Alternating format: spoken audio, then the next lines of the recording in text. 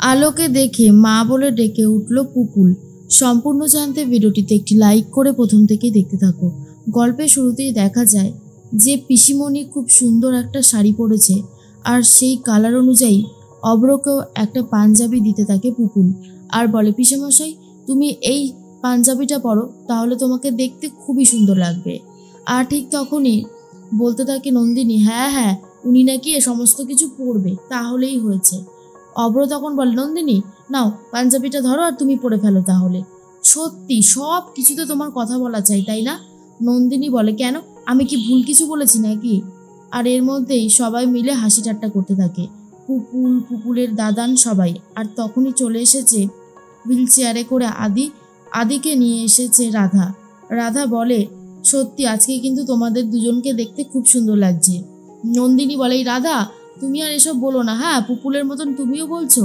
এরপর মধ্যেই আদি হাসতে শুরু করেছে। আদির হাসি দেখে রাধা বলে, আপনি হাসতেও জানেন? না মানে আপনাকে তো আমি খুব একটা হাসতে দেখিনি। তখনই আদির বাবা বলে, জানিস তো আদি, মাঝে মধ্যে মনে হয় আমার থেকে যেন তোর বয়স বেশি। আর এটা শুনে এই রাধা বলে, একদম ঠিক বলেছ, একদম এই কথাটা সত্যি কথা। তখনই আদি বলে, আচ্ছা বাবা, তার মানে তুমি রাধার তলে, তাই তো? সেই জন্য এই সমস্ত কথাগুলো বলছো, আমি খুব ভালো মতন বুঝতে পারছি। আলো জানলার পাশ থেকে এই সব কিছু দেখতে থাকে আর মনে মনে ভাবে, আমি আর এইসব দেখতে পাবো না, এইসব থেকে আমি অনেক দূরে চলে যাব। সত্যি আমার খুব খারাপ লাগছে, কিন্তু আর কিছু করারও তো নেই, তাই না? অন্যদিকে দেখা যায় রাজা জিজ্ঞেস করে মেঘাকে, আচ্ছা মেঘা, তুমি যে আমাকে এই কোম্পানির চেয়ারে বসাচ্ছ, আমার জন্য এত ভাবছো, কেন জানতে পারি? আমি খুব ভালো মতনই জানি এর পিছনেও তোমার একটা উদ্দেশ্য আছে। উদ্দেশ্য ছাড়া তুমি কি আর কোনো কাজ করতে পারো বলো? তখনই মেঘা বলে, তুমি শুধু শুধু আমার উপরে সন্দেহ করছো রাজা, আমি তোমার ভালো চাই বলে এই জিনিসগুলো করছি, তাছাড়া আর কি বা লক্ষ্য থাকবে, তাই না?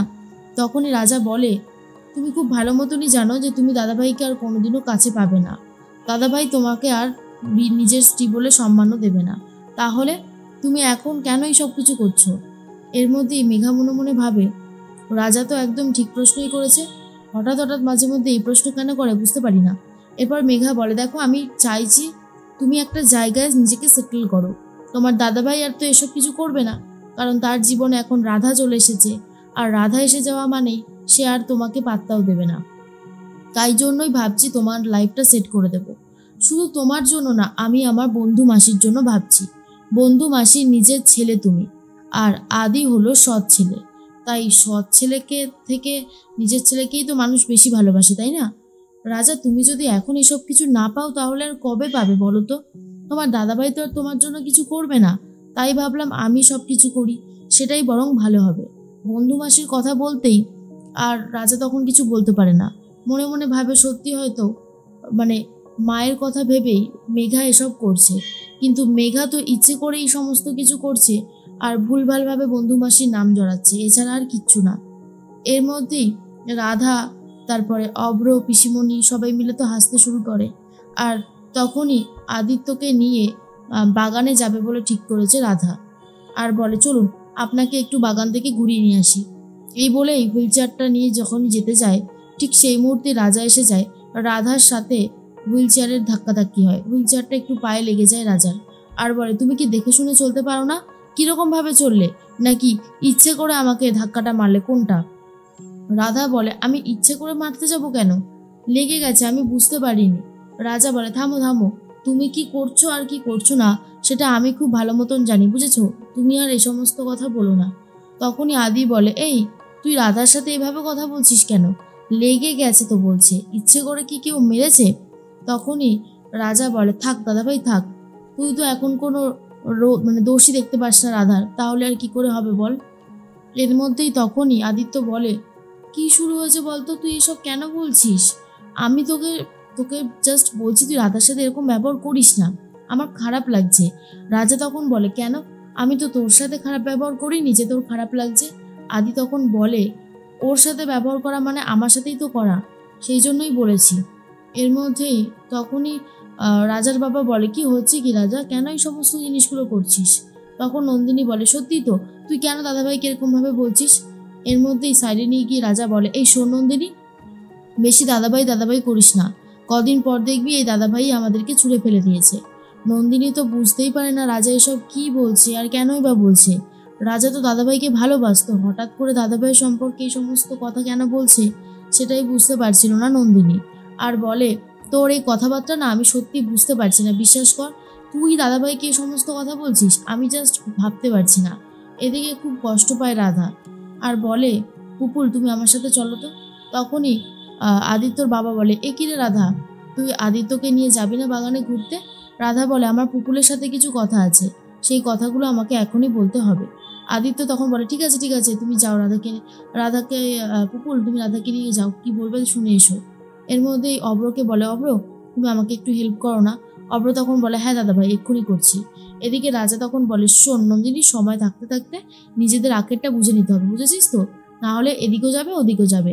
নন্দিনী বলে, শোন তোর কথা না আমি আর ভাবতে পারছি না, তুই এই সমস্ত কথা বলিস না, আমার খারাপ লাগছে।